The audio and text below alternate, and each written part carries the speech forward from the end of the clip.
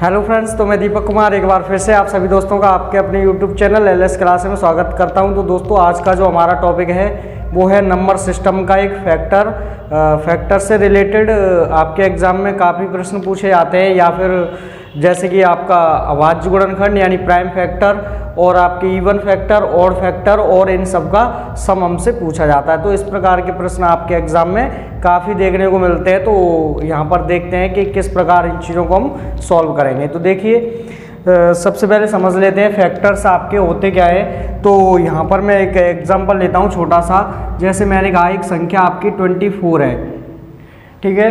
अब 24 से मतलब अगर मैं आपसे पूछूं कि इसके कितने फैक्टर्स होंगे, कितने गुणनखंड होंगे, कि अब गुणनखंड का मतलब होगा कि आपकी जो संख्या है जैसे 24, तो इस संख्या में आप कितनी संख्याओं से भाग लगा सकते हैं, जिसमें आपको एक इंक्लूड करना है और जो संख्या स्वयं होती है उसको भी इंक्लूड करना है।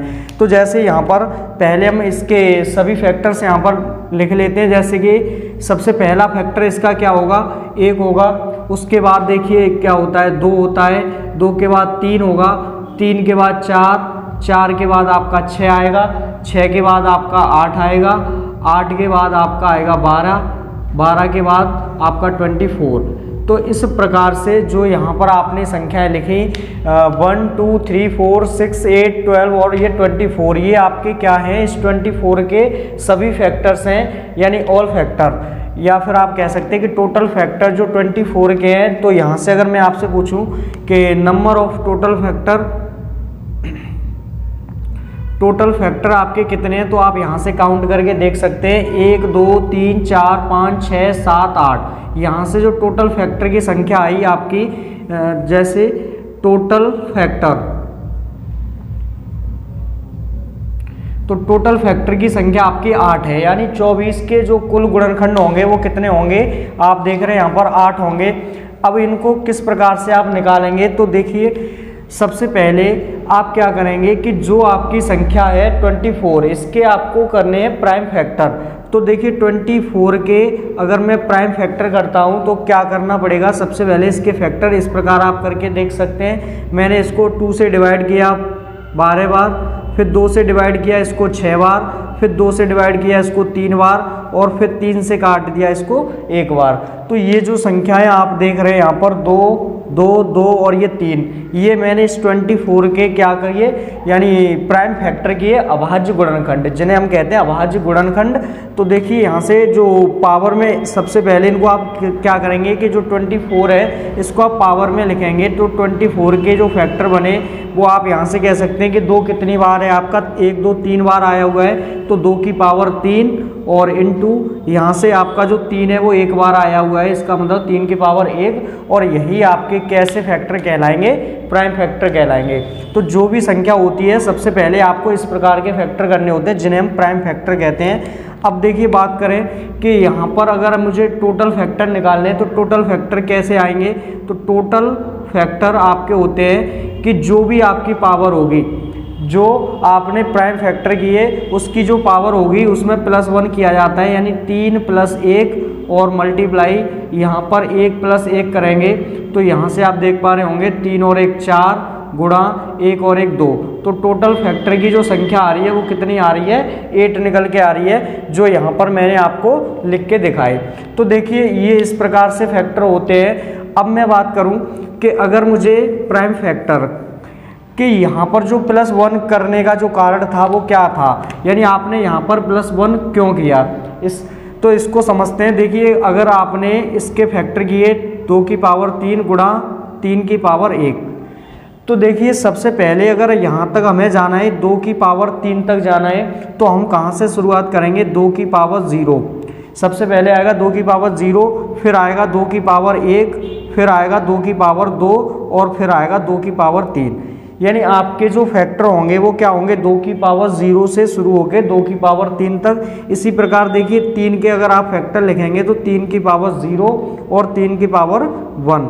तो जो भी आपके ये फैक्टर आते हैं वो यहाँ से निकलते हैं। सबसे पहले आप देखें, अगर मुझे ये फैक्टर चाहिए तो मैं कैसे निकालूंगा, तो देखिए अगर किसी भी संख्या की पावर अगर 0 होती है तो उसकी वैल्यू हमेशा 1 के बराबर होती है, चाहे वो कोई भी संख्या हो सकती है। जैसे अगर मैं आपसे कहता हूँ कि 1 इसकी पावर 0, तो इसकी वैल्यू क्या होगी आपकी, आप कहेंगे इसका मान क्या होगा, 1 होगा। मैंने आपसे कहा x की घात 0 है, इसका भी मतलब क्या होगा, इसकी वैल्यू क्या होगी, 1 के बराबर। तो इस प्रकार अगर मैं आपसे कहूँ कि 2 की पावर 0 1 होता है, 3 की पावर 0 भी 1 होता है, तो आपको किस प्रकार से ये फैक्टर निकालते हैं। तो यहाँ से देखिए 2 की पावर 0 का, यानी पहले इस 2 का मल्टीप्लाई आप इसमें करेंगे तो 2 की पावर 0 का मतलब 1 हो गया, ऐसे यहाँ पर भी 1 हो गया, तो 2 एकन 2, यहाँ से यहाँ से 1 होगा और ये कितना होगा, 2 की पावर 2 होता है, 2 की पावर 2 मतलब 4 हुआ, 2 की पावर 3 8 होता है। सिमिलर यहाँ पर 3 की पावर 1, तो ये 1 हो गया, 3 की पावर 0 और 3 की पावर 1 होता है 3 के बराबर। अब आप क्या करेंगे कि जो आपके पास नंबर है इसका मल्टीप्लाई आप इनसे करते जाएंगे और आपके फैक्टर आएंगे। जैसे 1 का गुणा 1 से करेंगे तो कितना आएगा, पहला फैक्टर मिलेगा। फिर देखिए हमने अगर 2 की पावर 0 यानी 1 का गुणा 3 से किया तो हमें एक दूसरा फैक्टर मिला 3। इसी प्रकार देखिए इस 2 की पावर 1 यानी इस 2 का मल्टीप्लाई जब आप 1 से करेंगे यानी 2 एकन 2, तो यहाँ से एक फैक्टर और मिलेगा 2। ऐसे ही देखिए अगर 2 की पावर यानी 2 का मल्टीप्लाई 3 से करेंगे तो आपको एक फैक्टर मिलेगा 6। फिर सिमिलर आप यहाँ पर करेंगे 4 का गुणा 1 से करेंगे तो एक फैक्टर मिलेगा आपको 4। इसी प्रकार आपका देखिए आप 4 का गुणा 3 से करेंगे तो एक फैक्टर मिलेगा 12।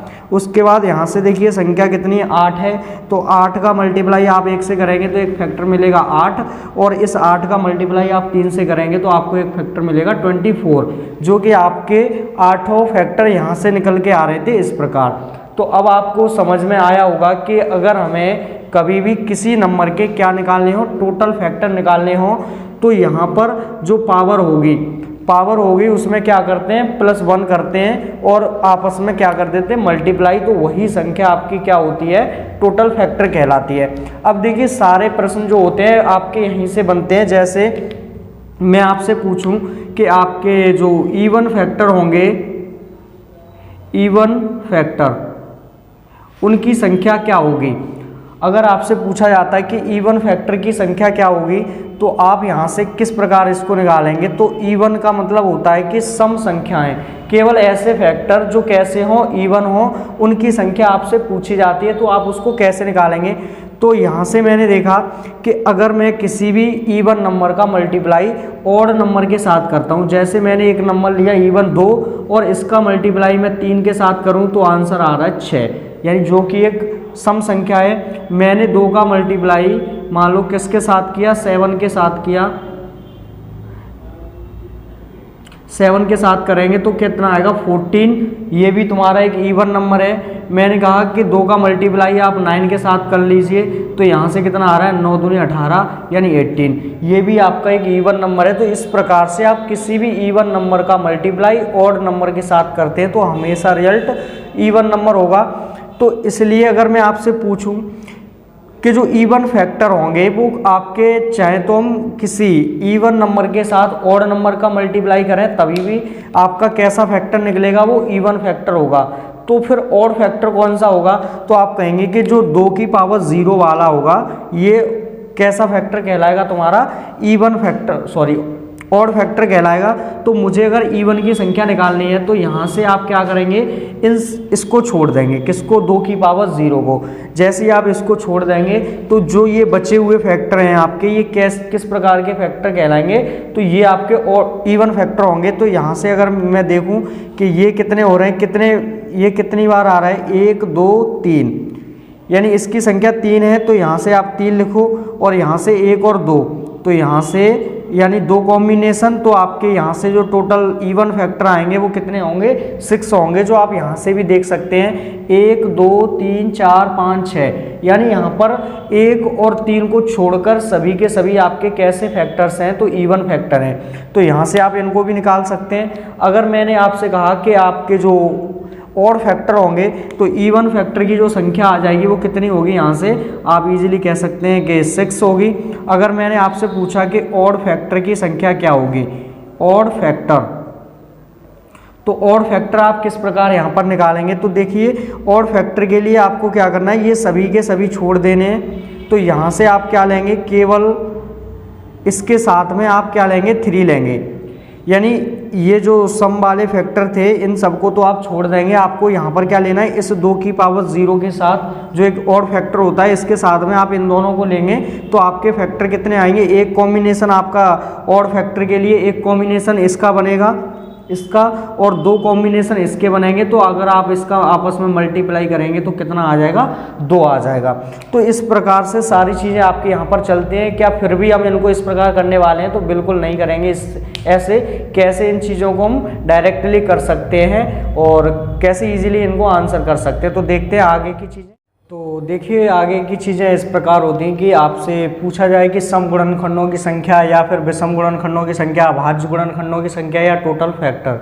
तो यहाँ पर मैंने सारी चीज़ें डिस्क्राइब की हैं जिससे आप समझ सकते हैं कि जब भी हमें यानी सम गुणनखंडों की संख्या निकालनी हो तो हम क्या करेंगे कि सम गुणनखंडों की संख्या ऐसे ही लिखकर विषम की घात में +1 करके गुणा कर देते हैं। यहाँ पर आप इन चीज़ों को डायरेक्टली कर सकते हैं। जैसे देखिए विषम गुणनखंडों की संख्या पूछी आए तो आप क्या करेंगे, विषम की घात में +1 कर देंगे, वही आपका राइट आंसर होगा। तो इन चीज़ों को एग्जाम्पल के थ्रू यहाँ पर समझ लेते हैं। जैसे मैंने यहाँ पर लिखा हुआ है 48 के अगर आप प्राइम फैक्टर करें तो 48 के पहले आप फैक्टर करेंगे तो यहाँ से देखिए 48 पहले मैंने इसको 2 से डिवाइड किया तो ये कितना होता है 12, और यहाँ से आएगा 24 बार, फिर 2 से काटेंगे 12 बार, फिर 2 से काटा 6 बार, फिर 2 से काटेंगे 3 बार और लास्ट में आपका 3 से।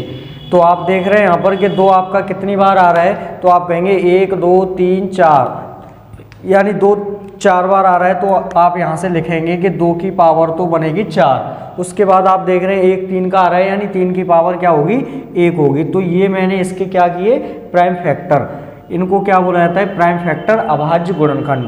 तो यहाँ से अभाज्य गुणनखंड मैंने निकाल लिए। तो आपके जो सारे प्रश्न हैं आप यहाँ से ही कर सकते हैं। मैंने आपसे पूछे कि टोटल फैक्टर आपके क्या होंगे, तो आप यहाँ से इजीली कह सकते हैं अगर आपको टोटल फैक्टर निकालने हैं तो आपकी जो पावर है, पावर में क्या करते हैं, +1 करते हैं, सबकी पावर में +1। तो 4 में 1 जोड़ा 5 गुणा और 1 में 1 जोड़ेंगे तो ये कितना हो जाएगा, यहाँ से 2। तो यहाँ से आप देख पा रहे हैं 10 आ रहा है, और ये जो 10 है वो क्या है, आपके टोटल फैक्टर है। यानी 48 में आप कितनी संख्याओं से भाग लगा सकते हैं, ऐसी संख्याएं 10 होंगी। तो आप यहाँ से समझ पा रहे होंगे। अब देखते हैं कि अगर मुझसे इवन फैक्टर पूछे जाते कि इवन फैक्टर आपके क्या होंगे, यानी सम गुणनखंडों की संख्या क्या होगी, तो आपको तरीका मैंने पूरा बेसिकली बताया था कि किस प्रकार से सारी चीज़ें निकलती हैं। तो सारी चीज़ें आप देख चुके हैं, लेकिन यहाँ पर आप प्रश्न को किस प्रकार सॉल्व करेंगे वो चीज़ें यहाँ पर समझ लेते हैं। तो जब मुझे इवन फैक्टर निकालने हों तो इवन फैक्टर निकालने के लिए आपको क्या बताया गया है, तो मैंने यहाँ पर एक छोटी सी चीज़ लिखी है कि सम गुणनखंडों की संख्या ऐसे ही लिखते हैं और विषम की घात में +1 करके आपस में गुणा कर दिया जाता है। जैसे कि यहाँ से देखिए आपके पास सम की जो पावर है वो 4 है, तो मैं यहाँ पर 4 एज इट इज लिखूँगा। जैसे 4 लिख दिया और फिर क्या करना है, विषम की घात में +1 करना है। तो जो यहाँ पर विषम की घात कितनी है, 1, इस 1 में 1 प्लस और करेंगे तो कितना होगा, 2। तो यहाँ से आप निकाल सकते हैं जो इवन फैक्टर होंगे उनकी संख्या यहाँ से आ जाएगी 8। आप इजीली कह सकते हैं कि जो इवन फैक्टर होंगे उनकी संख्या 8 होगी। अब देखिए अगर आपसे विषम गुणनखंडों की संख्या पूछी जाती है तो आपको तरीका पता है, वैसे आप यहाँ से कह सकते हैं कि अगर मुझे ऑड फैक्टर निकालने हैं तो ऑड फैक्टर कैसे निकालोगे, तो आप यहाँ से 10 में से 8 घटाएंगे तो बचे हुए 2 आपके कैसे होंगे, ऑड होंगे। और नहीं तो आपको क्या पता है कि विषम गुणनखंडों की संख्या डायरेक्टली आप निकाल सकते हैं, +1 कर देंगे विषम की घात में। तो यहाँ पर विषम की घात 1 थी, मैं इसमें +1 करूँगा तो आंसर क्या आ जाएगा, 2। यही आपका राइट आंसर होगा। इस प्रकार से आप इजीली इनकी मदद से आसानी से क्वेश्चनों को सॉल्व कर सकते हैं। देखिए आगे अगर यहाँ से एक चीज़ और पूछी जाती है कि आपके अभाज्य गुणनखंडों की संख्या कितनी होगी, यानी आपके जो अभाज्य गुणनखंड हैं उनकी संख्या क्या होगी। तो अभाज्य गुणनखंड अगर आपको निकालने हो तो अभाज्य गुणनखंड डायरेक्टली आप क्या करेंगे कि जो पावर आपकी बनेगी, यानी जिस क्वेश्चन में जो पावर आपकी बनेगी उस पावर को आप डायरेक्टली ऐड कर देंगे। जैसे कि यहाँ से 4 ले लिया और यहाँ से +1 ले लिया, तो यहाँ से जो 5 आएगा वो आपके अभाज्य गुणनखंडों की संख्या हो जाएगी। इसी प्रकार से यानी यहाँ पर मैंने लिख भी दिया है कि अगर अभाज्य गुणनखंडों की संख्या निकालनी हो तो जो आपने प्राइम फैक्टराइजेशन किया है उसकी सभी पावर का सम करना है, यानी सभी घातों को जोड़ देना है, और वही आपके अभाज्य गुणनखंडों की संख्या होगी। तो आइए चलते हैं यहाँ पर आगे की ओर और देखते हैं कि किस प्रकार के प्रश्न आपके आएंगे और कैसे उनको। तो देखिए आगे की चीज़ें यहाँ पर मैंने एग्जाम्पल ले लिए यहाँ पर, तो इनकी सहायता से हम समझते हैं कि किस प्रकार आप इनको सॉल्व करेंगे और आपसे क्या पूछा जाता है। तो देखिए यहाँ पर जो आप ये क्वेश्चन देख रहे हैं सभी में आपको निकालना है अभाज्य गुणनखंडों की संख्या।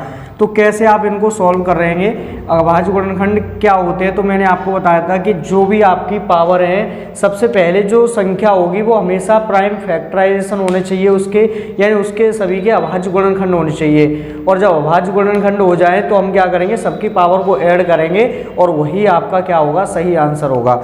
अब देखिए यहाँ पर अगर आप देख रहे हैं कि 2 की पावर 11 जो कि 2 आपकी एक अभाज्य संख्या होगी, तो यहाँ से हम कह सकते हैं कि ये आपकी प्राइम नंबर है। उसके बाद आपने देखा 3 की पावर 12 यानी 3 भी आपका प्राइम नंबर है, और ये 5 की पावर 7 ये भी आपका क्या है, प्राइम नंबर। तो आपको अगर पूछा गया कि अभाज्य गुणनखंडों की संख्या, तो यहाँ पर आप इसको इजीली ऐड कर सकते हैं, यानी सभी पावर को आपको जोड़ देना है। जैसे 11 प्लस 12 और प्लस का 7, तो यहाँ से अगर आप इनको ऐड करेंगे तो 7 और 2 9 और 1 10 का 0 और 1 1 2 और 3, यहाँ से जो आपके आ जाएंगे अभाज्य गुणनखंडों की संख्या वो कितनी होगी, 30।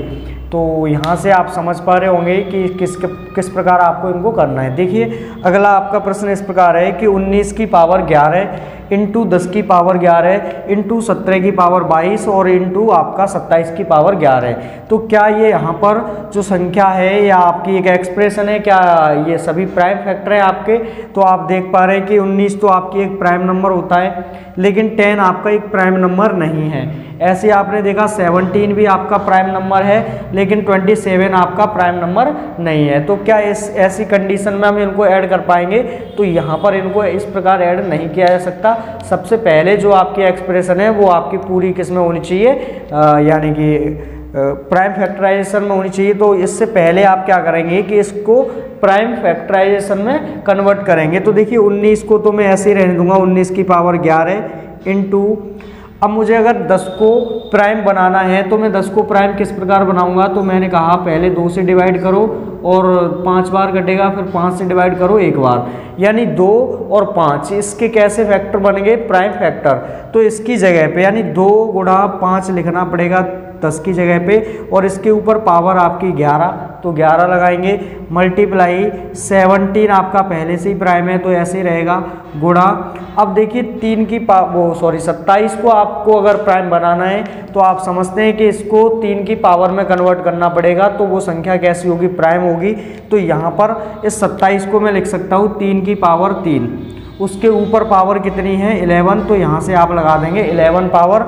उसके बाद देखिए अब मैं इसको और सिंप्लीफाई करूँगा तो 19 की पावर 11 इंटू, यहाँ से देखिए आपने नियम पढ़ा होगा घातांक कड़ी में कि a इंटू बी की पावर m अगर होती है तो वहाँ पर a की पावर m अलग होगी और b की पावर m अलग होगी, यानी दोनों पर घातें आप अलग अलग लगा सकते हैं। तो सिमिलर मैं यहाँ पर क्या करूँगा, 2 की पावर 11 इंटू 5 की पावर 11 और यहाँ से मल्टीप्लाई बाई 17 की पावर 22 और मल्टीप्लाई 3 की पावर 11। तो आपने एक नियम और पढ़ा होगा कि x की पावर m की पावर n अगर होती है तो हमेशा पावर का मल्टीप्लिकेशन होता है, यानी आप यहाँ पर कह सकते हैं कि m इंटू n, यानी x की पावर क्या हो जाएगा, m इंटू n हो जाएगा। तो सिमिलर हम यहाँ पर क्या करेंगे, जो पावर के ऊपर पावर है उनका आपस में मल्टीप्लाई कर देंगे। तो यहाँ से आप देख रहे होंगे 3 की पावर यहाँ से कितनी बनेगी, 11 या 33। अब ये 33 है आपकी। तो अब आप देख रहे हैं कि सभी जो आपकी संख्या हैं वो एक प्राइम है, तो प्राइम नंबर है। तो मुझे अगर अभाज्य गुणनखंडों की संख्या निकालनी है तो क्या करेंगे, सबको ऐड करेंगे। तो मैंने कहा 11 या 33 और 33 कितना होता है आपका 66 में अगर आप 22 ऐड करेंगे तो कितना हो जाएगा 88, आपके इस क्वेश्चन का राइट आंसर हो जाएगा। तो आप इजीली इस प्रकार किसी भी क्वेश्चन को सॉल्व कर सकते हैं। देखिए एक एग्जांपल और ले लेते हैं यहाँ पर, जैसे कि 15 की पावर 10 इंटू 10 की पावर 12 इंटू 20 की पावर 12 इंटू 13 की पावर 2, क्या यहाँ पर जो संख्याएं हैं आपकी प्राइम फैक्टर है, तो अब आप इसको और जल्दी कैसे करेंगे। तो आप यहाँ से समझ पा रहे हैं कि अगर मैं यहाँ से अगर 2 × 5 था तो इसके ऊपर पावर 11 थी, तो मैंने यहाँ पर 2 की पावर 11 लगाई, फिर 2 की पावर 11 लगाई, तो यहाँ से टोटल पावर कितनी हो जाएगी 22। तो ईजिली यहाँ से जब दो संख्याएं अंदर होंगी तो आप इसकी दुगनी पावर ऐड कर लेंगे। जैसे कि यहाँ पर सबसे पहले इसके प्राइम फैक्टर कर लेते हैं। तो मैंने कहा इसको आप क्या लिखोगे, 3 × 5 की पावर कितनी आएगी 10, यानी ये कैसे फैक्टर है, प्राइम फैक्टर। सिमिलर यहाँ पर करना है, इसको क्या लिखेंगे 2 × 5 की पावर 12। उसके बाद देखिए मल्टीप्लाई, इसको आप क्या लिखेंगे 4 × 5, और 4 भी एक आपका प्राइम नंबर नहीं है, तो इसको आपको लिखना पड़ेगा 2 की पावर 2 इंटू कितना हो गया, ये 4 × 5 = 20 होता है, तो इसके ऊपर पावर कितनी आएगी 12, और इंटू 13 की पावर 2, क्योंकि 13 आपका एक प्राइम नंबर होता है। तो देखिए अब मैंने आपसे कहा कि यहाँ पर दो संख्याएं हैं, तो पावर कितनी आएगी, आप कहोगे 20 आएगी, क्योंकि 10 इस वाले की होगी और 10 इस वाले की, तो यहाँ पर आपको जोड़ना है, तो मैं इसकी डायरेक्टली कितनी लिखूंगा 10। फिर आप देखिए अगर 12 इसकी है, 2 की आएगी 12 और 5 की 12, तो टोटल कितनी आएगी यहाँ से 24 पावर होगी। फिर देखिए प्लस सिमिलर यहाँ पर देखें 2 की पावर अगर 12 है, तो यहाँ से आप इसके ऊपर पावर 12 लगाएंगे, तो पावर के ऊपर पावर होती है, तो क्या करते हैं मल्टीप्लाई। तो यहाँ से 2 की पावर अगर 2 है और 12, तो 12 दूनी 24 आएगी इसकी, फिर आप लगाएंगे प्लस। उसके बाद देखिए 5 की पावर 12 आएगी, तो मैं यहाँ से कितनी लिखूंगा 12, और प्लस वहाँ से कितना आ रहा है 2। अब जो आपकी ये यानी पावर है, इनको आप ऐड करेंगे, तो आप ऐड करके देख पा रहे होंगे कितना हो जाएगा, ये 20 और 20 40, और ये 60 यहाँ तक हो गया 60, और ये आपका 70 80 82। यहाँ से जो राइट आंसर होगा वो आप इजीली जोड़ सकते हैं, तो आपका 82 इस क्वेश्चन का राइट आंसर होगा। तो इस प्रकार से आप किसी भी संख्या में या किसी भी एक्सप्रेशन में अगर आप उसके अभाज्य गुणनखंड निकालना चाहते हैं, तो आप इजीली यहाँ पर निकाल सकते हैं। अब देखिए एक क्वेश्चन, इसका आंसर आप सभी को कमेंट बॉक्स में देना है अगर आपने इस वीडियो को अंत तक देखा है तो।